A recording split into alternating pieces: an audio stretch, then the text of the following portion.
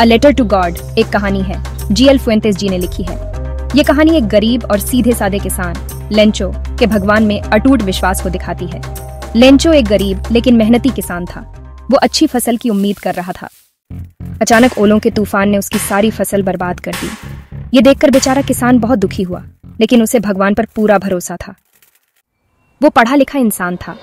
अपनी सीधी सोच की वजह से उसे यकीन था कि भगवान उसकी मदद जरूर करेंगे। इसलिए उसने भगवान को एक चिट्ठी लिखने का फैसला किया और अपनी पैसों की परेशानी बताई। उसने भगवान से 100 पेसो भेजने की विनती की ताकि वो फिर से खेती कर सके और अपने परिवार को भूख से बचा सके। जल्दी से उसने चिट्ठी लिखी और डाकघर गया। उसने चिट्ठी पर टिकट लगाई और लेटर बॉक्स में डाल दी। जब डाकिया ने लेटर बॉक्स से चिट्ठी निकाली तो उसे पढ़कर वो खूब हंसा। पोस्टमास्टर ने चिट्ठी पढ़ी और जब उसने देखा कि चिट्ठी भगवान के नाम पर है तो जोर से हंस पड़ा। लेकिन वो किसान के विश्वास से भी बहुत प्रभावित हुआ। उसने किसान की भगवान में अटूट श्रद्धा की तारीफ की और उसकी मदद करने का फैसला किया। उसने डाकघर के कर्मचारियों से कुछ पैसे दान में देने को कहा और अपनी तनख्वाह का भी कुछ हिस्सा दिया ताकि लेंचो का भगवान में विश्वास न टूटे। लेकिन जितने पैसे इकट्ठे हुए वो लेंचो के मांगे हुए पैसों से थोड़े कम थे। पोस्टमास्टर ने इकट्ठे हुए सारे पैसे एक लिफाफे में डाले और उस पर किसान का पता लिखा।